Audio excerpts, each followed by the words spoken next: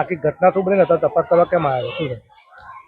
હું સાહેબ સોરપુર ગ્રામ પંચાયતમાં સરપંચ તરીકે ફરજ બજાવું છું. મારું નામ કરણસિંહ ઉદયસિંહ સોઢા પરમાર અને જે પેટલી ગામમાં જે પ્રાથમિક શાળામાં ફરજ બજાવે છે નરેન્દ્રભાઈ સાહેબ, જે અમારી શાળામાં પહેલાં આચાર્ય તરીકે ફરજ બજાવતા હતા અને તે સમય દરમિયાન એમના સમયકાળ દરમિયાન અમારી પ્રાથમિક શાળામાં એટીવીટીનો શેડ અમારી પ્રાથમિક શાળામાં એટીવીટીની ગ્રાન્ટમાંથી શેડ બનાવેલો હતો.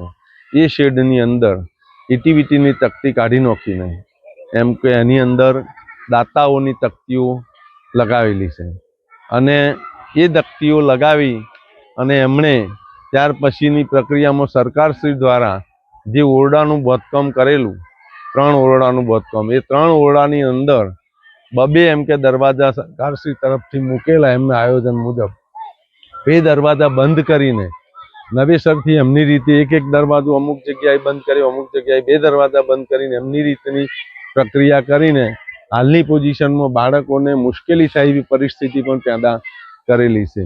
બીજું કે અમારે અહીંયા આગળ સોરપુર પ્રાથમિક શાળામાં ભાઈ શાળાના ગ્રાઉન્ડમાં પ્રોન્સ સાહેબની ગ્રાન્ટમાંથી બ્લોક બેસાડેલા છે, પછી અમારા તાલુકા સભ્યની ગ્રાન્ટમાંથી બ્લોક બેસાડેલા છે અને અમારા ધારાસભ્યશ્રી તરફથી ની ગ્રાન્ટમાંથી પણ બ્લોક બેસાડેલા છે. અને આ બ્લોક બેસાડેલા હોવા છતાં એમણે 80 બ્રાસ બ્લોક માટેનો ઓર્ડર આપીને પૈસા ચૂકવેલા.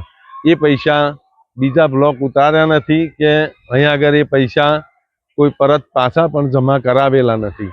તો આ બાબતે યોગ્ય ઘટતું કરવા માટે અમે રજૂઆત કરેલી છે. પહેલાં ડીડીઓ સાહેબને અમે આવેદનપત્ર આપેલું છે અને એ આવેદનપત્રમાં પણ બધું લખેલું છે. અને આજે પણ તાલુકા કક્ષાએથી જે તાલુકા શિક્ષણાધિકારી સાહેબને આવેલા છે એટલે એમને પણ અમે વાતચીત કરી અને લેખિતમાં અમારું નિવેદન પણ એમણે લીધું છે અને એમણે કહ્યું કે આ બાબતે યોગ્ય ઘટતું કરીશું અમે. એ બાબતની અમને ખાતરી આપી છે.